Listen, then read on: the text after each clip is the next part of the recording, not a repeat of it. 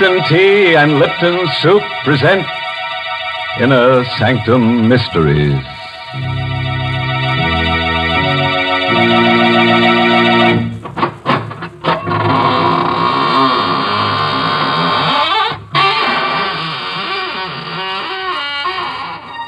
Good evening, friend. This is your host of the Inner Sanctum inviting you in through the squeaking door. Come on in. Have your picture taken with the corpse. You'll look good next to him. Poor fellow was a photographer. Passed on last winter while taking a picture. Yes, died of overexposure. Awful, isn't it? Enough to make your camera shudder. Well, let's gather around the coffin now for a nice, happy picture. Watch the body. Watch the body. Oh, dear. We'll have to take that again. Someone moved. And I think it was the corpse.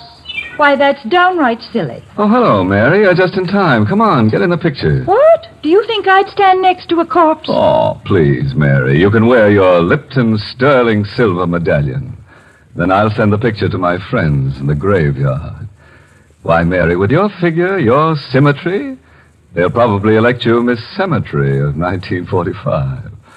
Wouldn't that be nice? Thank you, but I can do without that honor. And as far as the sterling silver medallion is concerned, it's mighty popular right now. I've been getting hundreds of letters from ladies all over the country telling me how much they appreciate it. You see, the medallion is made of real sterling silver. It's about 1 inch in diameter, and it's decorated with the Chinese symbol for good luck. You can wear the medallion as a necklace or a choker. You see, it's hung on a narrow black rayon satin ribbon, or you can simply add it to your charm bracelet if you wish. It's just the thing to brighten up your simple silk dresses and your dressy suits. And ladies, here's how you get this handsome medallion. Just send 25 cents and the box top from a package of Lipton's, the tea with the brisk flavor, to Lipton Tea, Box 92. That's Box 92, New York City. You paint a pretty picture, Mary. Now let me paint one for you. Mine is called Portrait of Death.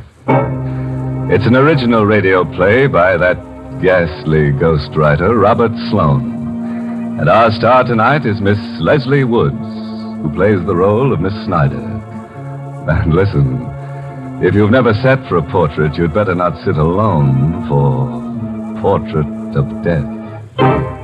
In the dim light of a misty old art dealer's gallery, a somber portrait has just been sold at auction to a man by the name of Mason.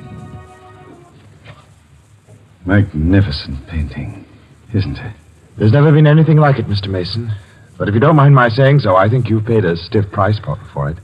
I couldn't let that woman in the black dress outbid me. Look at those colors. Expression on the girl's face. Yes. The detail in the background. Really is a work of art.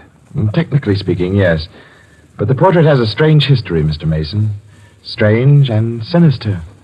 What do you mean? People say it's brought bad luck to every one of its owners. Oh, come now, brother. Well, it may be just a story, but at least this much of it is true. The day this portrait was finished, the artist died by his own hand. And the model who posed for him died, too, by her own hand. So that's why he painted her in black. Yes. He knew she was going to die. He even painted 2 graves into the background of the picture, you see? 1 grave's for him, 1 for her. Remarkable. Now you know why the painting is called Portrait of Death, Mr. Mason. It meant death for the artist, the model, and, oddly enough, for many of its owners. I'm sorry you bought it, Mr. Mason. I'm sorry you bought it too, Mr. Mason. You shouldn't have taken it away from me. I beg your pardon. Don't you remember me? Oh, yes. Yes, of course. You're the woman I was bidding against. I still want the painting, Mr. Mason. And I beg you to sell it to me at a price I can afford. I warn you, it can only bring you harm. I'm sorry, Miss Snyder. The painting is not for sale.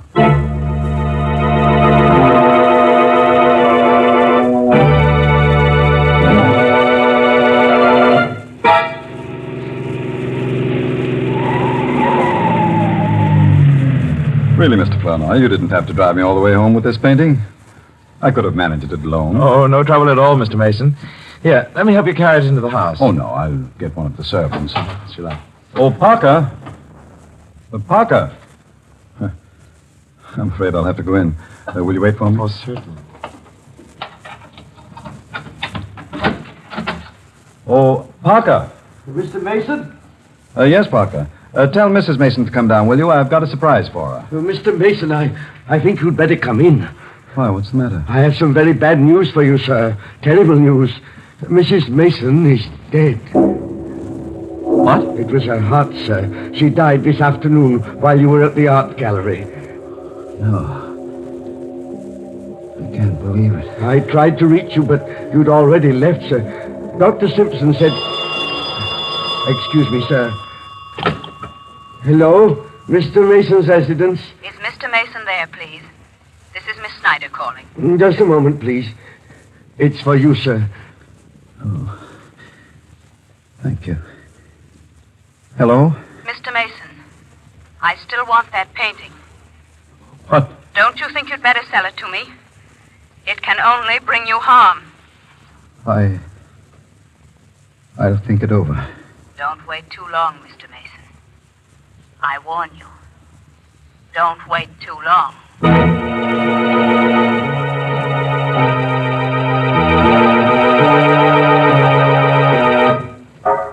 You ought to go to bed, sir. You haven't had any sleep for days. I'm all right, Parker. But it can't do any good to sit in this room and stare at that painting. Parker, doesn't the portrait look a little different today than it did when I brought it into the house? I don't think so, sir.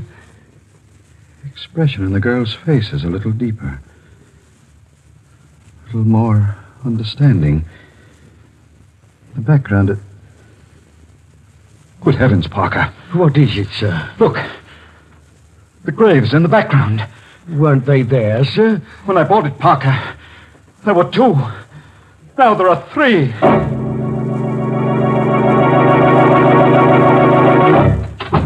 I'm so glad you could come out here, Mr. Flournoy. I had to speak to you. I came as soon as I could. Did you bring the catalog? Oh, yes, I did, Mr. Mason. What is it? What's wrong? Let me see a picture of that portrait, please. Of course. Here it is. Portrait of Death. There. I was right. There were only 2 graves in the original painting. Well, of course, Mr. Mason. I told you there were 2 the day you bought it. But now there are 3, Flournoy. 3 graves. What? Come. I'll show you. Oh, Mr. Mason, There are please. 3, I tell you. The 3rd one's been there ever since my wife died. But that's impossible. You must be Think imagining. for yourself, Flournoy. Here. 1, 2, 3. Mr. Mason, Why are you looking at me like that? you need a rest. Arrest? What are you talking about? Don't you understand? There are only 2 graves in that portrait. The 3rd one is in your mind. You mean there isn't a 3rd grave on this painting? No. You've been under such a strain these past few days. I must be losing my mind. Oh, no, I'm sure it isn't as serious as all that. It's only natural for you to be upset about your wife. I want to get rid of the portrait. I want to sell it. Right away. Well, I don't know how soon I can dispose of it for you, Mr. Mason. Under the circumstances, it might be hard to arrange a That woman sale. will buy it, won't she? Who? That woman who's been pestering me for it. Why don't you get in touch with her? I will, first thing in the morning. No, I won't wait until morning. I want that portrait out of this house tonight.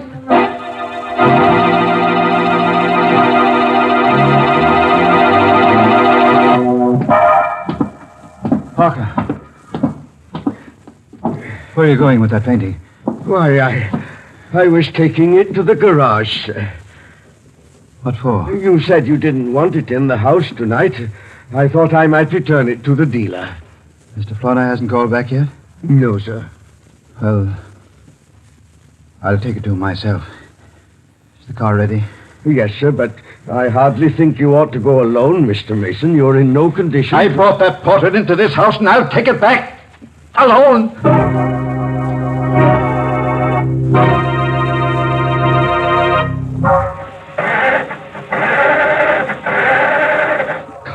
Come on. What the devil is the matter with this car? I should have had Parker take it out of the garage for me.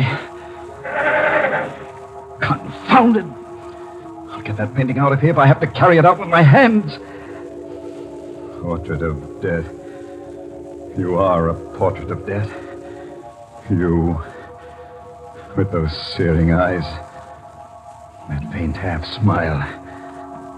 I'll never see your face again. Not as long... No! No!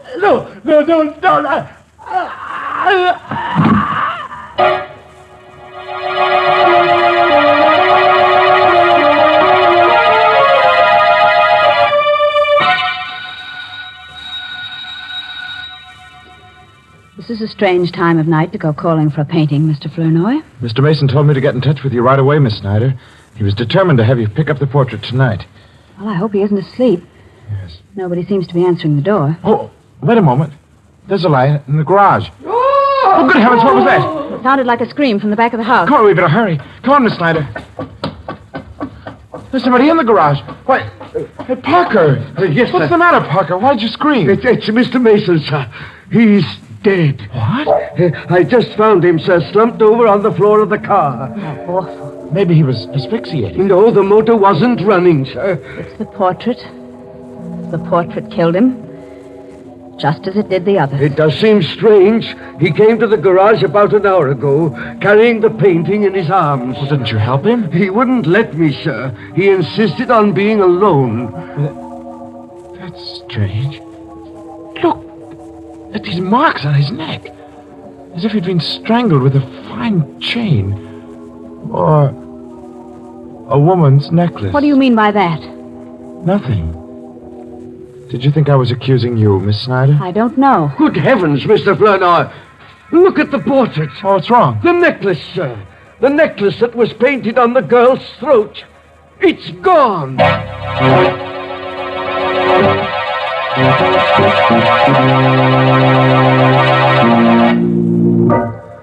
Well, you can breathe a little easier now. Unless you happen to be wearing that girl's necklace.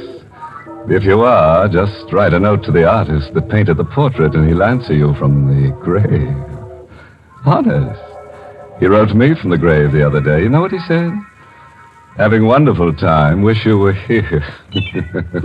I suppose you think that's funny. Why, Mary, it must be funny. The dead artist was smiling when he wrote it. Oh, but then he's always smiling. You see, he's a grinning skull.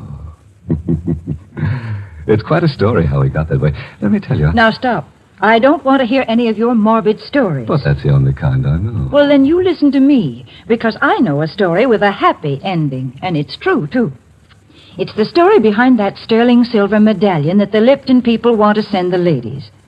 It seems that the original of this handsome medallion was given to an American flyer who was rescued by Chinese guerrillas after he'd bailed out over enemy territory. The flyer was told that the Chinese letters on the medallion would identify him and bring him safely through the lines. Well, he did get through, and only then did he learn that the inscription said, "Good luck," in Chinese. Now, there's a story to tell your friends when they're admiring your medallion on its smart black rayon satin ribbon. And to get this Chinese good luck medallion, all you have to do is send 25 cents and the box top from a package of Lipton's, the tea with the brisk flavor, to Lipton Tea, Box 92. That's Box 92 in New York City. Well, let's get back to that there cover girl on the Portrait of Death.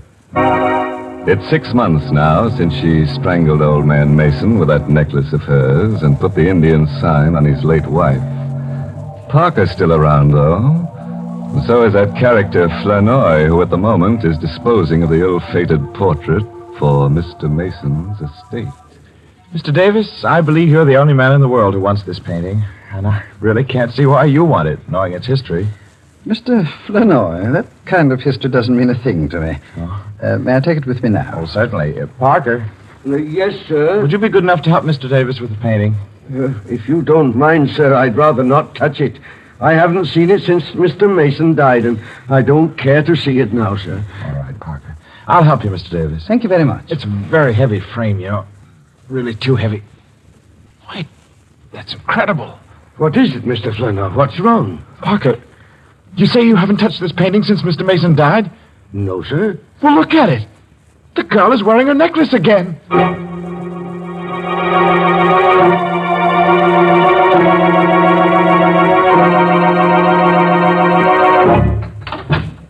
Miss Snyder. How do you do? We haven't seen you here at the gallery for some time. What's the meaning of this, Mr. Flournoy? Beg your pardon? Why did you let that painting go without telling me it was for sale? Well, I tried to tell you, Miss Snyder. I called you home several times to let you know about the auction.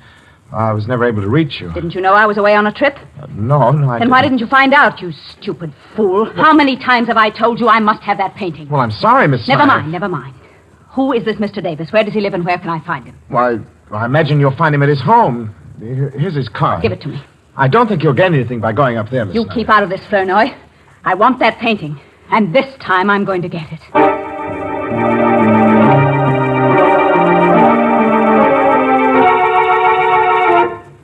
I'm very sorry, Miss Snyder, but nothing you can say will persuade me to part with the painting. Mr. Davis, your stubbornness may cost you your life, you know. I'm afraid I'll have to risk it. I'm very anxious to find out exactly how he died. And if he was murdered, I'm going to see that the killer is brought to justice. The killer is the painting, Mr. Davis. And you will find that out very soon, just as the others did. Are you threatening me? I am giving you one more chance to live. One more chance to sell me the portrait at the price you paid for it. If I refuse? If you don't sell it to me now, Mr. Davis, I will buy it after your death. Forgive me for not showing you to the door, Miss Snyder, but I hardly think... Never mind, I'll go myself. No, you don't have to. Parker. Yes, sir? Parker, what are you doing here? Oh, didn't you know, Miss Snyder? I'm Mr. Davis's new butler.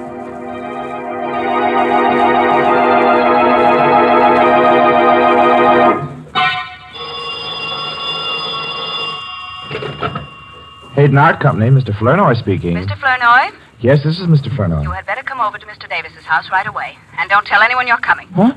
Who's this? It's important, Mr. Flournoy. Don't ask a lot of questions. Just come over. But who is this? Don't you know? It's the girl in the portrait. What? You... Hello? Hello?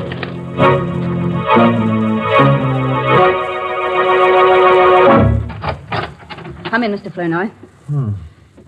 I thought it was you on the phone. Why didn't you tell me? I didn't want to mention any names. Come in, will you? All right. What's the hurry? What's this all I'll about? tell you in a minute. Does anyone know you came here? No, I don't think so. Good. What are you doing here? And where's Parker and Mr. Davis? Parker's left. He's gone away. I found a note from him on the foyer table there. Well, what about Mr. Davis? He's in the library. Well- Wait a moment. Don't go in there yet. He's dead. Mr. Davis? Yes, Mr. Davis. It's horrible, Flournoy. His head has been cut off. What do you mean? What happened? I don't know. I found him lying there on the library floor when I got here. He must have been killed with the axe from that suit of armor, you see. The armor's toppled over, and the falling axe must have landed on his neck. It would have to fall from a good height to sever his head, Miss Snyder. Well, the armor was mounted on a pedestal, and you can see for yourself how heavy that axe is. Yes, I see. You don't think I killed him, do you? I don't know. What are you doing here? I received a strange phone call telling me to meet Mr. Davis. When I got here, the door was open, and everything was just as you see it. Have you called the police? No, not yet. Why not? I wanted to speak to you first. You wanted to speak to me with a murdered man lying there on the floor? It wasn't murdered. It was an accident. The portrait killed him. I'll let the police decide that. Now, wait a minute, Mr. Flournoy. You are not going to phone the police until you've heard what I have to say. Go on, say it. I called you because I wanted you to help me. I want that portrait before it's passed on to Mr. Davis's heirs. What do you mean? I may never be able to buy it if it becomes part of his estate. But if you tear up his check and take mine, it doesn't have to become part of his estate. It will be mine, once and for all.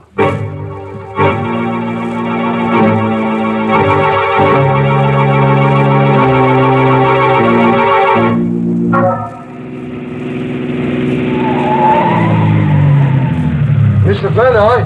What? Mr. Flournoy? Why, Parker. What are you doing outside Miss Snyder's house? I've been waiting for her, sir. Have you any idea where she is? Why do you want to know? She left a photograph at Mr. Davis's house last night, and I've come to return it. Oh, I'll take it to her, Parker. If you don't mind, sir, I'll return it myself.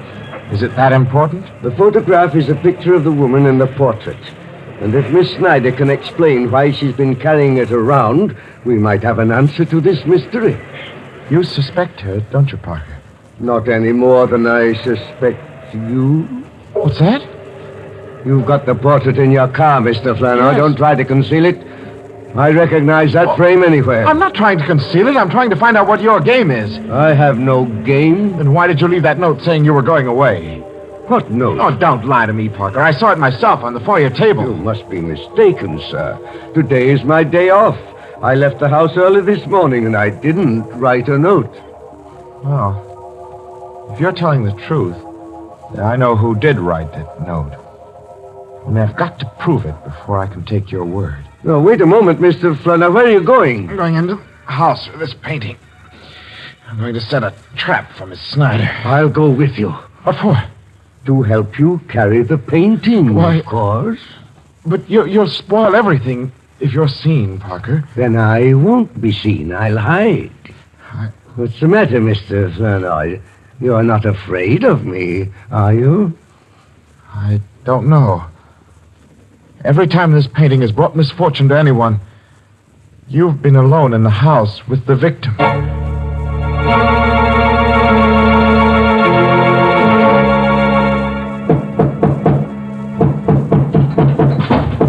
Is that you, Miss Snyder? Yes, where are you, Mr. Flannery? I'm in your living room, hanging up the painting. I didn't ask you to do that. Take What? it down. Why? Take it down, I say. I don't want it in my living room. I don't want it in this house. Well, I don't understand. Then why did you buy it? Mr. Flannery, I have been after that portrait for years.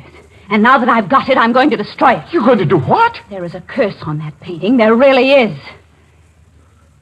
You see, I know. Because I'm related to the girl who posed for it. You never told me that. I never saw any reason to. That girl was a sister of my grandmother. And ever since her death, my family has been haunted by that portrait.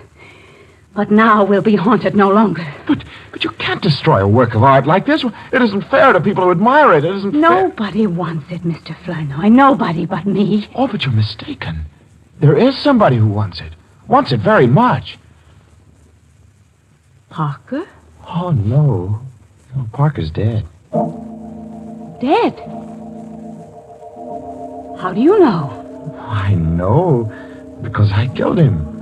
Right here in the living room. I'm awfully sorry I didn't have time to dispose of the body, but I'll take care of him before I go. Oh, no, Mr. Flannery. You didn't kill him. You couldn't. I had to. You see, he discovered the painting in the car as I drove up. He would have ruined all our plans. Plans? Yes. Plans? Do you think I'd go through with any plans knowing what I know now? Well, I'm going through with mine, Miss Snyder, and I dare say I won't be suspected. What are you talking about? Nobody knows you stole this painting from Mr. Davis. Nobody knows but you and Parker. And I can trust Parker to keep the secret. You stay where you are. Don't be afraid. I've become an expert at the art of murder. It is an art, you know, just as delicate as retouching old portraits, which happens to be a specialty of mine. You killed Davis and Mason and Mrs. Mason. Oh, no, not Mrs. Mason, no. Her death was only a coincidence. But it did give me the idea for the others. You see, I needed a series of deaths to completely destroy the value of that portrait. The legend was already there. All I had to do was help it along. Why? I wanted the painting, Miss Snyder. I wanted it more than anything else in the world. An art dealer's clerk could hardly afford to pay for it. You're insane. Oh, we're all a little bit insane, aren't we? Don't you come near me. Don't. Shut up, you fool. Don't. Shut up. The knife is cut. Sure. But if you struggle, don't struggle. You make me miss my mark. You're not still, I can't. You crazy devil, be still. No. Portrait. Flower on the wall. Frame. screw the knife into... Now we'll be haunted no longer.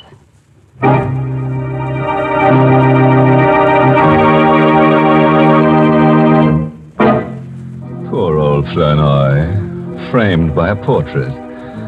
Still, it's better than being boiled in oils. But Davis is a guy who really had an interesting death. Yes, that armored axe did a smooth job. And the police might have thought it was purely accidental. That terrible picture. It was always changing around. I guess it wasn't what they call a still life. In fact, I'm surprised there's still life left in any of the people in the story. Well, drown me in a cup of Lipton tea if Mary didn't make a joke. So I did. But now I want to talk about something serious. Because this is a real occasion. A mighty important one, if you ask me. You know, folks, I heard just the other day that this coming Saturday, June 16th, is an anniversary for some people in the United States Army that deserve all the credit we can give them. They're the Quartermaster Corps. They make delivery under fire on all fronts. And they're 170 years old. Yes, think of it. The Quartermaster Corps was created in 1775 by the Continental Congress. You know, I'm a woman, not a businessman or a soldier.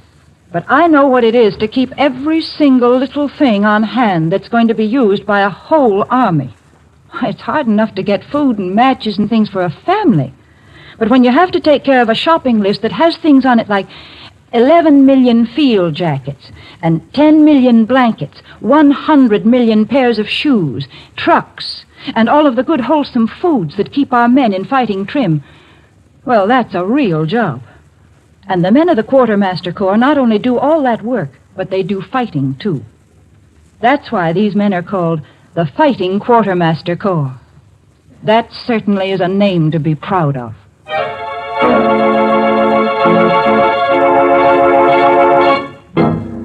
Well, it's time to go back to my slab now and swap a few stories in the smoker of the crematorium.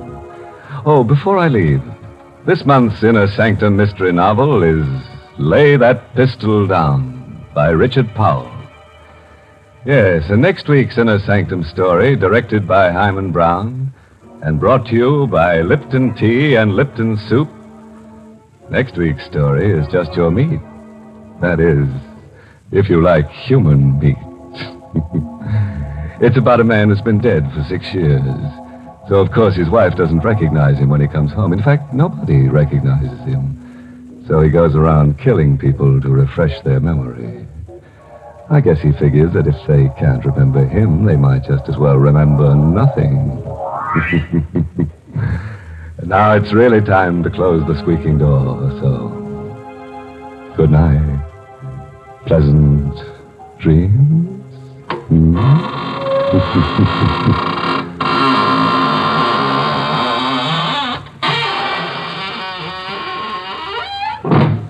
Folks, it's wonderful how simple cooking is these days. When I was a girl, my mother used to spend a good many hours making a pot of noodle soup. But now, we have Lipton's Noodle Soup Mix.